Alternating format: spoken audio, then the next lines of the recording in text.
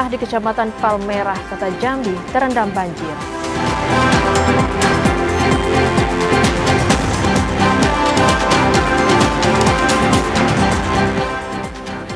Jalur utama menuju 4 desa di Kecamatan Taman Rajo, Kabupaten Muaro Jambi amblas ke Sungai Batanghari.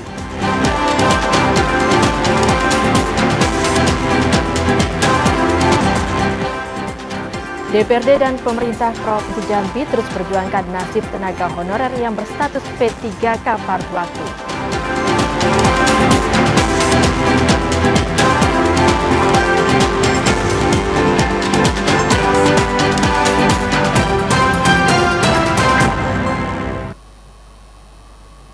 Assalamualaikum warahmatullahi wabarakatuh. Terima kasih saudara Anda masih menyaksikan Jambi hari ini edisi Sabtu 18 Januari 2025. Selain 3 topik utama tadi, redaksi kami juga telah menyiapkan sejumlah informasi penting dan menarik lainnya untuk Anda. Bersama saya, Kirani Liana, dan saya, Omil Hayadi. Inilah Jambi hari ini. Selengkapnya.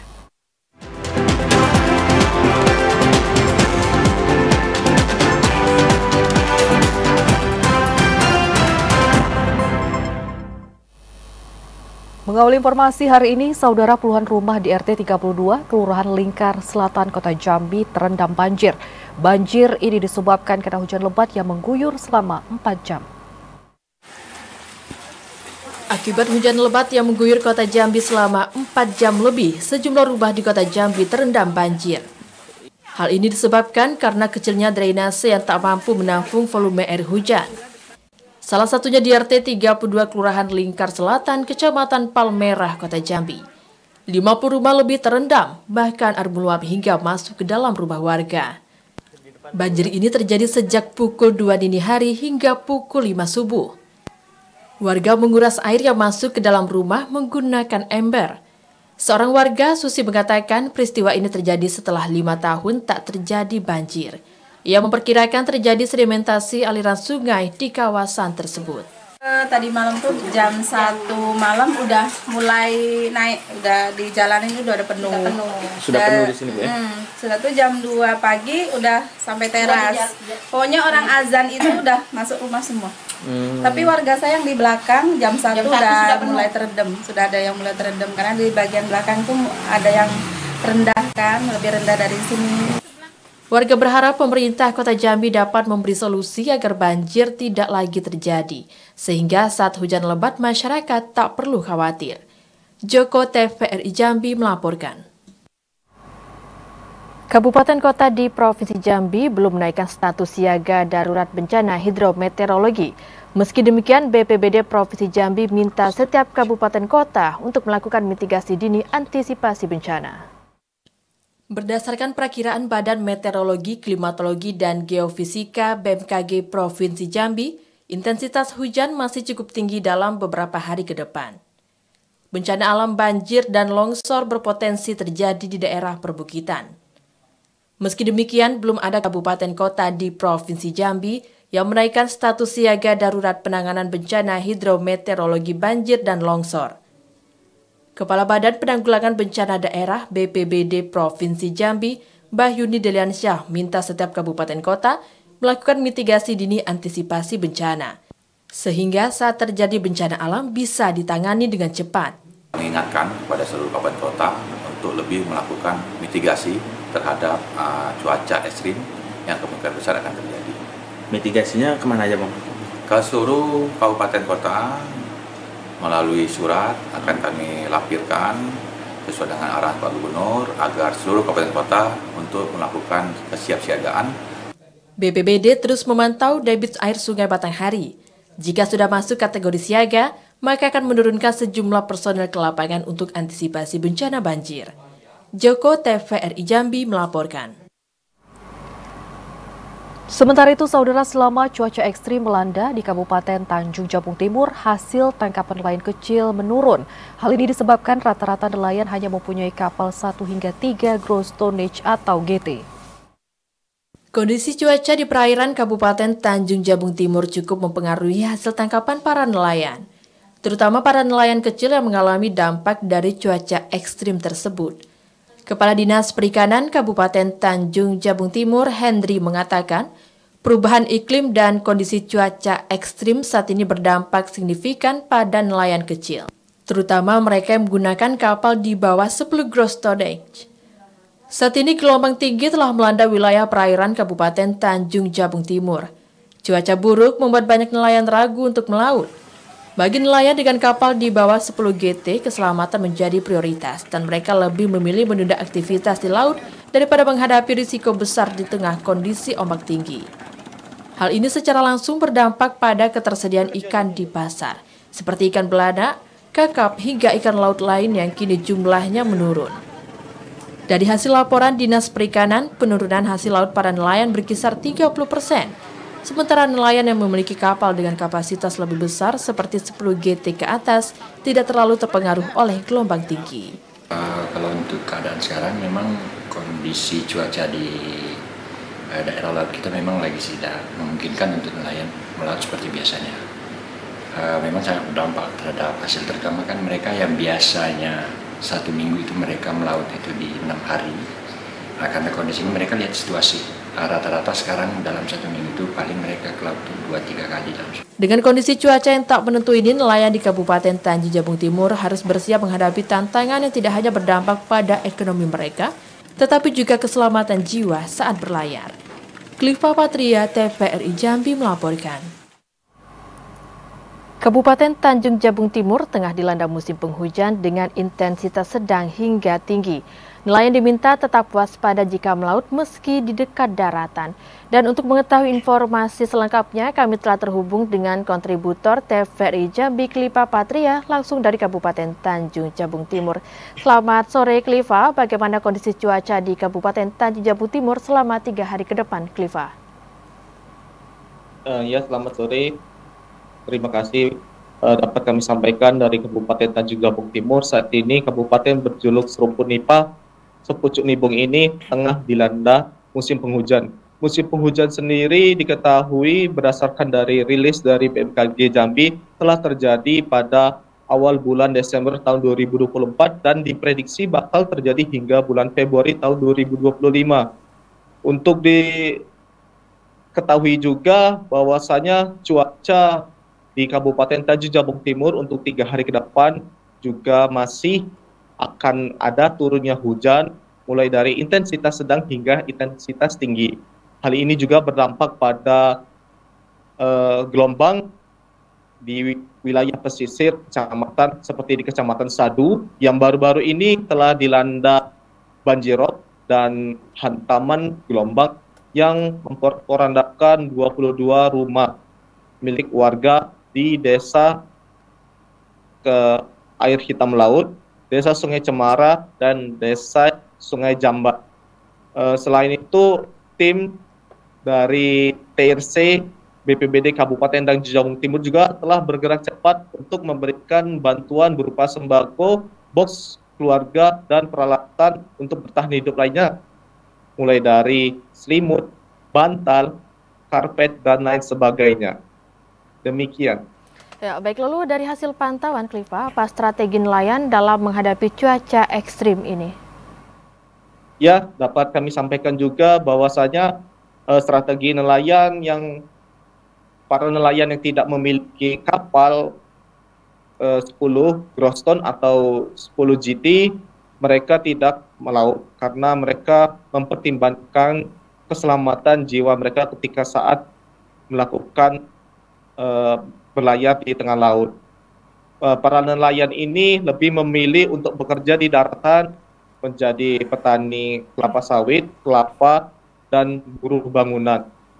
Selain itu, para nelayan yang tergabung dalam kelompok nelayan ini yang memiliki kapal di atas 10 gross ton atau 10 GT ini masih bisa melakukan penangkapan ikan di wilayah ambang luar dan ambang batas di perbatasan Kecamatan Nipah Panjang hingga kecamatan di perairan Pulau Berhala. Untuk tangkapan ikan sendiri, berdasarkan hasil koordinasi dari Dinas Perikanan dan para nelayan yang ada di Kabupaten Tanjung Jabung Timur, mereka mengakui jika ada terjadinya penurunan sekitar 30%, lantaran kapal-kapal mereka ini hanya bertenaga 1 sampai 3 GT. Demikian. Baik, terima kasih atas laporan Anda, Cliva. Selamat sore dan tetap berhati-hati dalam bertugas.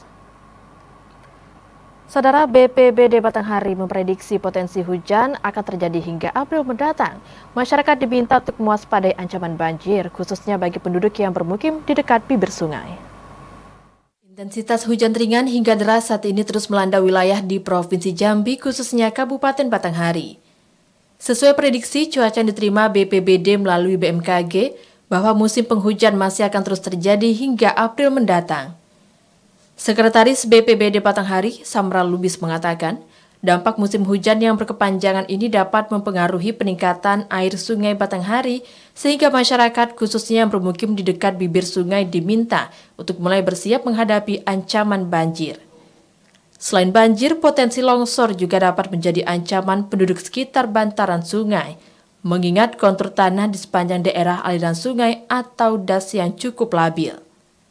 Nah, kita lihat dari rilis BMKG kita harian masih secara fluktuatif ada di beberapa daerah kita di hulu itu masih cukup tinggi kondisi hujannya. Nah, kita juga mewaspadai bahwasannya potensi ke arah sana itu bisa saja terjadi karena rilis BMKG kita itu mulai daripada bulan mulai bulan Desember sampai bulan 4.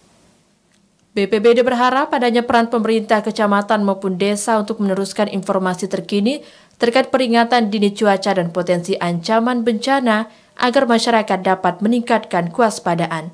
Ade Juniawan, TVRI Jambi melaporkan. Dinas Kesehatan Provinsi Jambi tingkatkan pemeriksaan bagi masyarakat yang bergejala flu dan demam usai bepergian dari luar daerah. Informasi selengkapnya akan kami hadirkan usai jeda, tetaplah bersama Jambi hari ini.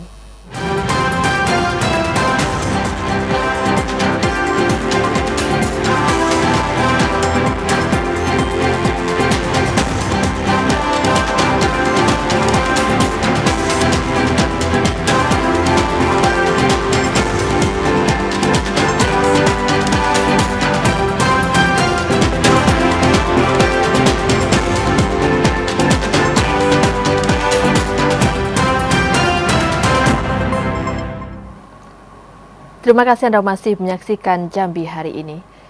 Saudara, jalan akses utama menuju 4 desa di Kecamatan Taman Rajo amblas ke Sungai Batanghari. Amblasnya jalan ini membuat pengendara harus ekstra berhati-hati terutama pada malam hari. Beginilah kondisi kerusakan jalan poros kabupaten yang berada di Desa Dusun Mudo, Kecamatan Taman Rajo, Kabupaten Muaro Jambi. Jalan berkonstruksi aspal ini nyaris putus karena amblas ke Sungai Batanghari.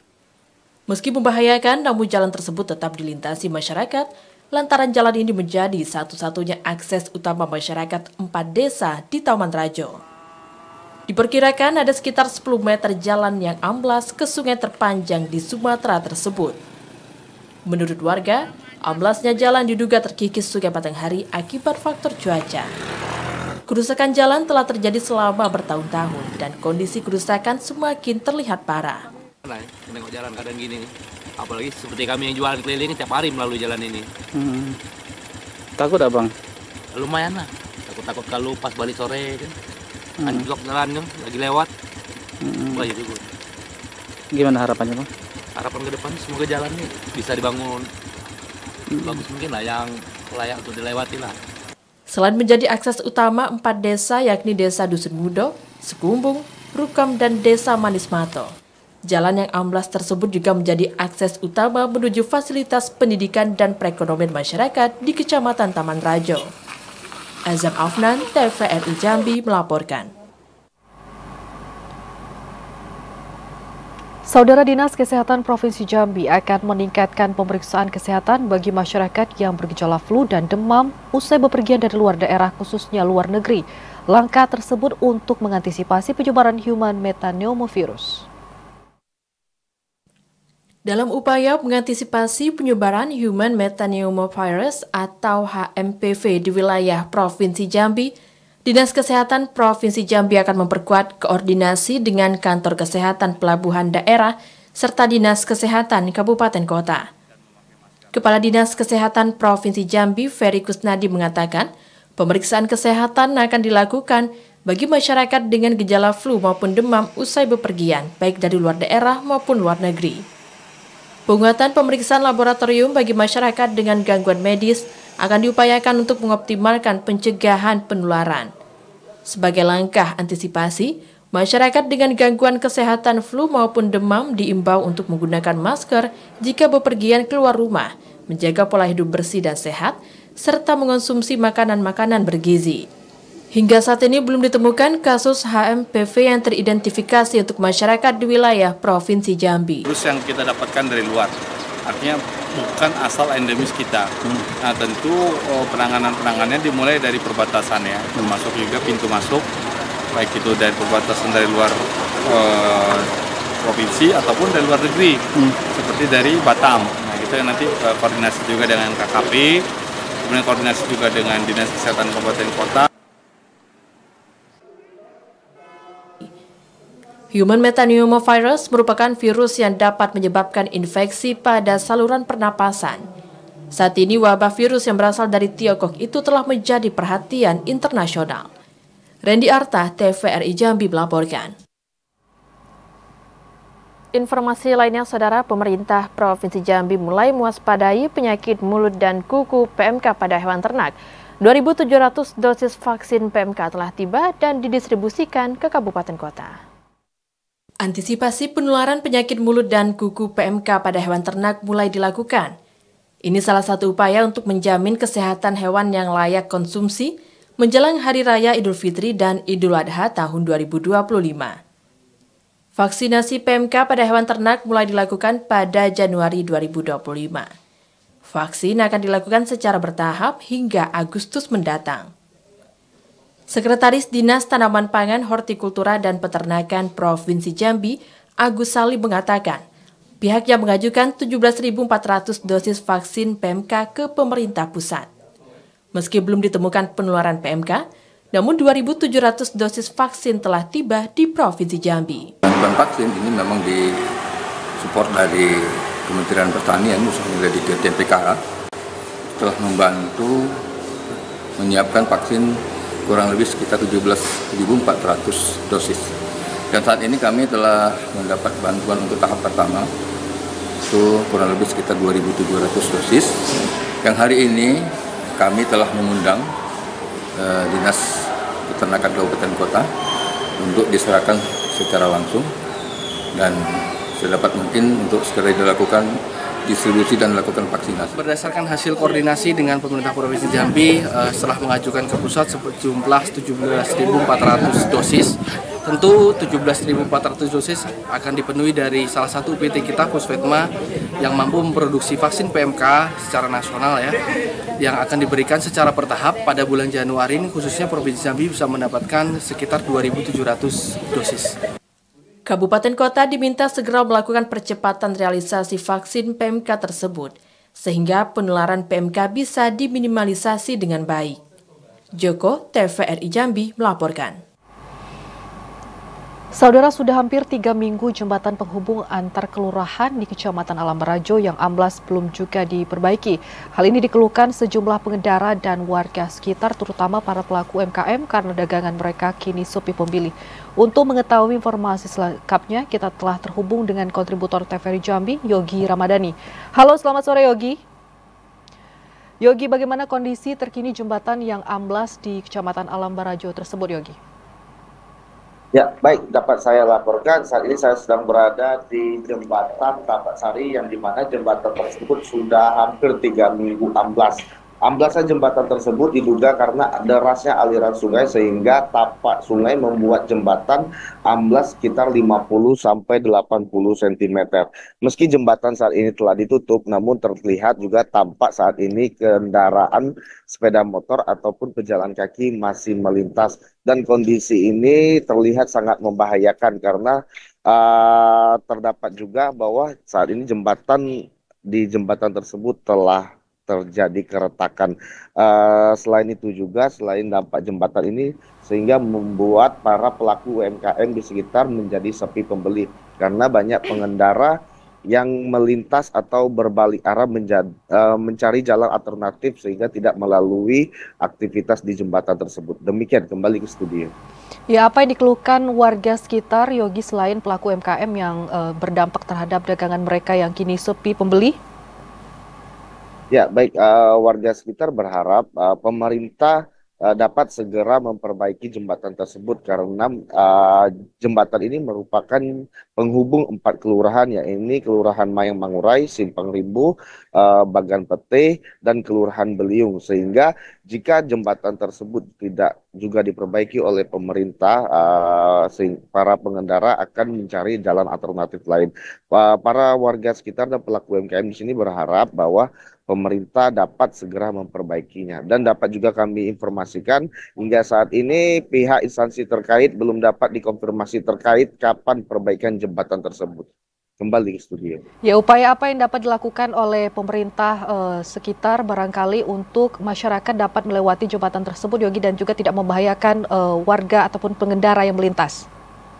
Baik, terlihat pada saat sore ataupun pagi hari banyaknya aktivitas sepeda motor dan pejalan kaki warga sekitar rela untuk membuat arus lalu lintas tersebut lancar walaupun dengan kondisi jembatan yang rusak.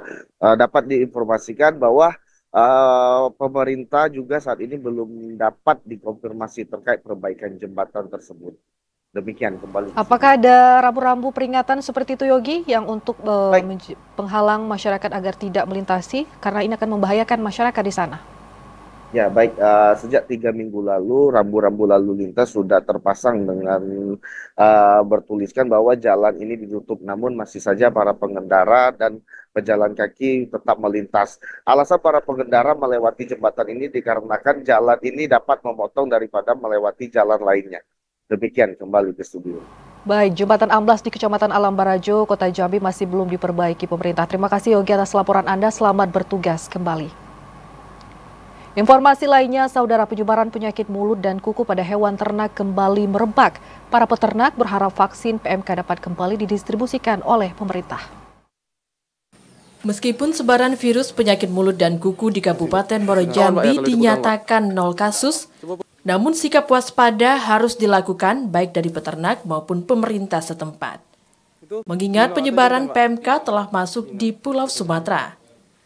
Menyikapi kondisi tersebut, peternak sapi Desa Mendalo Darat, Kecamatan Jambi, luar kota berharap pemerintah dapat memberikan vaksin PMK kembali kepada hewan ternak, terutama sapi jenis Bali yang rentan terserang PMK. Salah seorang peternak, Sulian, mengatakan, untuk mengantisipasi penyebaran virus PMK, kini dirinya rutin melakukan penyemprotan kandang dan membersihkan hewan ternaknya dengan cara dimandikan, baik itu sapi maupun kambing. Kalau kondisi tahun ini, karena ini baru kan, kami belum tahu, karena yang sudah-sudah aman lah. Kalau untuk tahun ini aman, karena saya juga ada sapi di atas kan. Ya kalau memang keadaannya belum, istilahnya belum sehat, ya masih harapan divaksin lagi lah. Tapi kalau sudah istilahnya sudah sehat, ya sudah cukup, ya sudah. Sejauh ini, peternak masih menggunakan obat tradisional untuk pengobatan ternak yang sakit, seperti temulawak, kunyit, madu, dan gula merah. Kemudian, pakan ternak juga menjadi perhatian agar kondisi ternak tetap sehat. Azam Afnan, TVRI Jambi melaporkan. Pemerintah Kabupaten Kerinci gelar pisah sambut Kapolres Kerinci. Informasi selengkapnya akan kami hadirkan usai jeda pariwara berikut. Saudara, tetaplah bersama kami.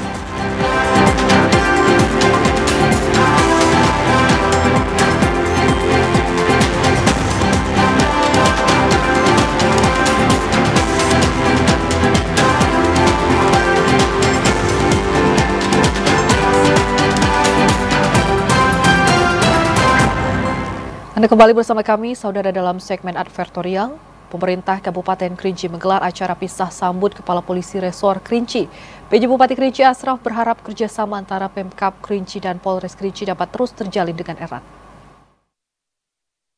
Pemerintah Kabupaten Kerinci menggelar acara pisah sambut dengan Kepala Kepolisian Resor Kerinci.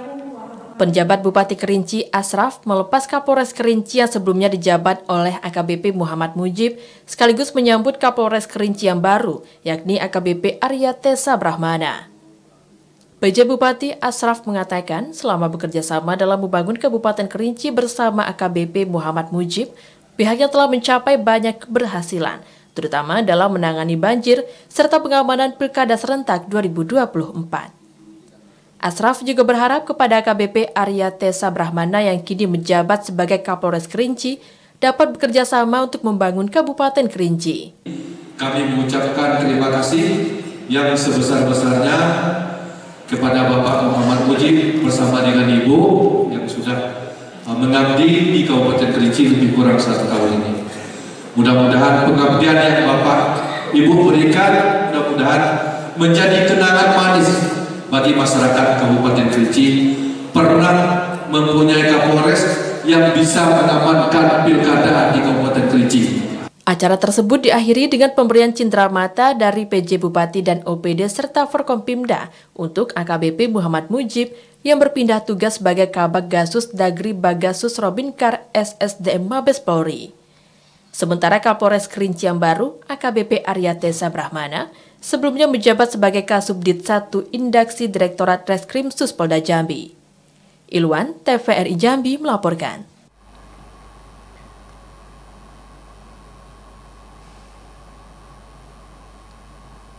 Lapas kelas 2 Jambi bantah warga binaan mendapatkan fasilitas khusus. Informasi selengkapnya akan kami hadirkan usai jeda, tetaplah bersama Jambi hari ini.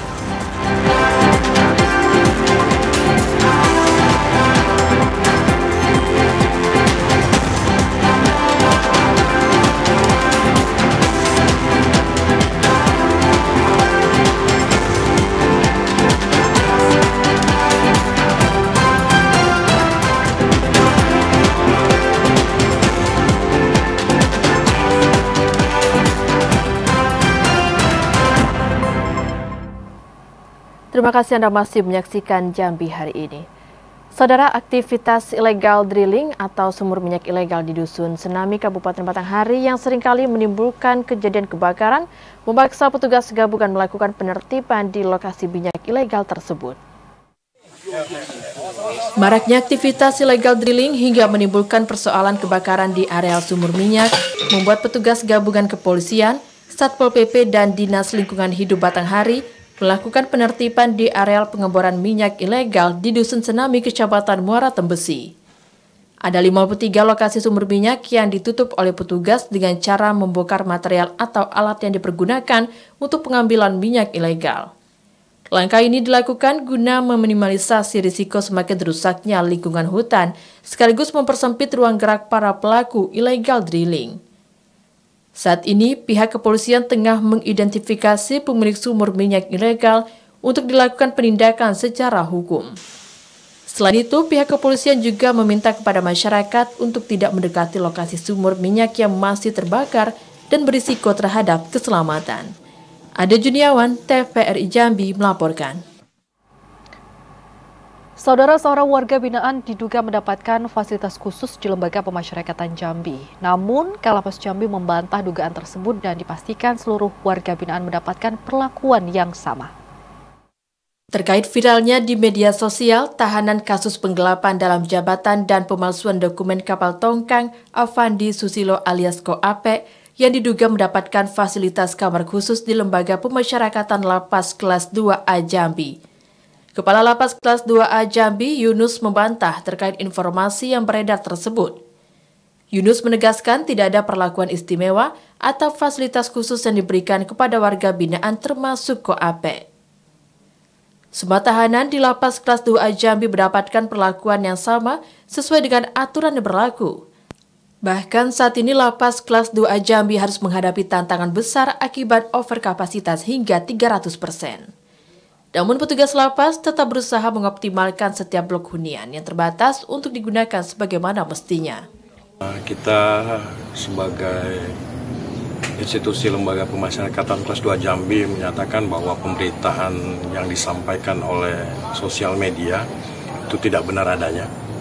Bahwasannya Lapas Kelas 2 Jambi melaksanakan tugas sesuai dengan SOP. Pelaksanaan penempatan kamar sudah dilaksanakan sesuai dengan aturan yang berlaku. Sebelumnya, polisi telah menetapkan tersangka Ko Ape kasus pemalsuan dokumen kapal. Tersangka telah menjalani proses persidangan dan divonis oleh majelis hakim dengan hukuman 5 tahun 6 bulan kurungan penjara. Asyar, TVRI Jambi melaporkan. DPRD Provinsi Jambi bersama pemerintah Provinsi Jambi bersepakat untuk memperjuangkan nasib para tenaga honorer yang berstatus P3K paruh waktu menjadi P3K penuh waktu ke pemerintah pusat. DPRD Provinsi Jambi menerima audiensi Asosiasi Tenaga Honorer se-Provinsi Jambi di Ruang Banggar Dewan. Ketua DPRD Provinsi Jambi, Hafiz Fatah mengatakan, berdasarkan hasil kesepahaman yang dilakukan bersama tenaga honorer yang kemudian dituangkan dalam berita acara, Dewan dengan pemerintah Provinsi Jambi akan memperjuangkan nasib para tenaga honorer yang kini berstatus P3K paruh waktu menjadi P3K penuh waktu ke pemerintah pusat. Pengusulan tersebut akan dilakukan secepatnya untuk memberikan jawaban dari keresahan para tenaga honorer daerah yang hingga akhir tahun 2024 belum terakomodasi dalam penerimaan P3K. Memperjuangkan usulan ke pemerintah pusat mutlak untuk dilakukan karena berkorelasi dengan ketentuan dan aturan serta mempertimbangkan kondisi anggaran daerah. Nah, tadi keresahan-keresahan dan aspirasi-aspirasi kawan-kawan honorer sudah kita tuangkan di berita acara, tapi mengingat ini bukan wewenang kita di Provinsi Jambi, tentu kami DPRD Provinsi Jambi tadi sudah bersama dengan OPD, dengan BKD dan juga dinas-dinas terkait sudah sama-sama bersepakat bahwa hari Senin akan memperjuangkan ini di tingkat pusat. Berdasarkan data BKD Provinsi Jambi, jumlah tenaga honorer yang belum terakomodasi sebagai P3K penuh waktu mencapai angka 8.570 orang. 4.675 orang masuk database, sementara 3.895 orang belum masuk database BKN. Redi Arta, TVRI Jambi melaporkan. Sementara itu, saudara, tenaga honorer yang tak lolos menjadi P3K penuh waktu akan diangkat menjadi P3K paruh waktu. Namun, pemerintah Kota Jambi masih menunggu petunjuk teknis dari pemerintah pusat terkait rencana tersebut. Seleksi pegawai pemerintah dengan perjanjian kerja P3K gelombang pertama tahun 2024 sudah memasuki tahap pengisian daftar riwayat hidup. Namun masih ada beberapa tenaga honorer yang tidak lolos pada gelombang pertama. Kendati demikian, tenaga honorer diminta untuk tidak khawatir karena ada rencana pemerintah pusat untuk mengangkat tenaga honorer yang tidak lolos seleksi P3K tahap pertama menjadi P3K paruh waktu. Kabid Pengadaan Pemberhentian dan Informasi Badan Kepegawaian Pengembangan Sumber Daya Manusia Daerah Kota Jambi, Andika Wahyu mengatakan, pemerintah Kota Jambi masih menunggu petunjuk teknis dari pemerintah pusat untuk pengangkatan P3K paruh waktu. Apalagi aturan tersebut saat ini masih didalami oleh pemerintah pusat termasuk mekanisme pembayaran gaji bagi P3K paruh waktu. Joko, TVRI Jambi melaporkan. Pemerintah Kota Jambi sedang menyusun perwal terkait percepatan mekanisme penggratisan BPHTB dan PBG bagi rumah subsidi. Perwal ini untuk menyukseskan program pembangunan 3 juta rumah bagi masyarakat berpenghasilan rendah. Presiden Republik Indonesia Prabowo Subianto akan membangun 3 juta rumah subsidi gratis untuk masyarakat berpenghasilan rendah. Kepala Dinas Perumahan dan Pemukiman Rakyat Kota Jambi, Mahruzar mengatakan, saat ini pemerintah Kota Jambi sedang merancang dan menyusun peraturan daerah untuk percepatan BPHTB gratis bagi rumah subsidi. Sehingga perizinan bangunan gedung rumah subsidi gratis dapat berjalan di 2025. Apalagi sekitar 31.000 masyarakat Kota Jambi belum memiliki rumah, sehingga diharapkan rumah subsidi ini dapat menjadi solusi kepada masyarakat. Sementara itu, DPD Real Estate Indonesia Provinsi Jambi, Abror Lubis, minta pemerintah kabupaten kota untuk melakukan percepatan pembuatan peraturan daerah. Perwal ataupun peraturan gubernur tentunya sangat diperlukan untuk menunjang proses pelaksanaan program tersebut. Untuk mensukseskan program ini, tujuan besar ini, kami mohon dukungan dari semua pihak, baik itu pemerintah, perbankan, OJK, Bank Indonesia, tentunya dengan sinergi dan kolaborasi dari semua pihak, kami optimis program 3 juta ini dapat segera kita realisasikan. Program pembangunan rumah untuk masyarakat berpenghasilan rendah merupakan salah satu program unggulan Presiden Republik Indonesia Prabowo Subianto. Diharapkan dengan dilaksanakan program ini dapat membantu masyarakat untuk memperoleh rumah yang layak huni bagi masyarakat. Asyar, TVRI Jambi melaporkan. Saudara, BPJS Kesehatan memastikan program Jaminan Kesehatan Nasional sangat luas dan diberikan berdasarkan indikasi medis pesertanya. BPJS Kesehatan membantah adanya dugaan keterbatasan untuk menjamin seluruh penyakit. Beberapa hari terakhir beredar informasi dugaan yang menyebutkan bahwa BPJS Kesehatan memiliki keterbatasan untuk menjamin seluruh penyakit. Bahkan disebut hanya mampu menjamin sebagian biayanya saja. Menanggapi hal tersebut, Kepala Bagian Mutu Layanan Faskes BPJS Kesehatan Cabang Jambi, Liza Syariani mengatakan, negara telah menghadirkan program JKN untuk memberikan perlindungan jaminan kesehatan yang komprehensif kepada penduduk Indonesia. Cakupan manfaat program JKN yang dikelola BPJS Kesehatan sangat luas karena pelayanan kesehatan yang dijamin diberikan berdasarkan indikasi medis pesertanya. Ada ribuan jenis diagnosis penyakit yang dijamin JKN sebagaimana tercantum dalam Peraturan Menteri Kesehatan Nomor 3 Tahun 2023. Tidak hanya penyakit berbiaya mahal, namun BPJS Kesehatan juga menjamin biaya pelayanan kesehatan yang memerlukan perawatan berjangka waktu lama, seperti cuci darah bagi pasien gagal ginjal, penderita talasemia dan hemofilia, pasien yang menjalani pengobatan kanker dan lainnya. Peserta JKN meliputi seluruh penduduk Indonesia, mulai dari bayi baru lahir hingga peserta yang sudah berusia lanjut.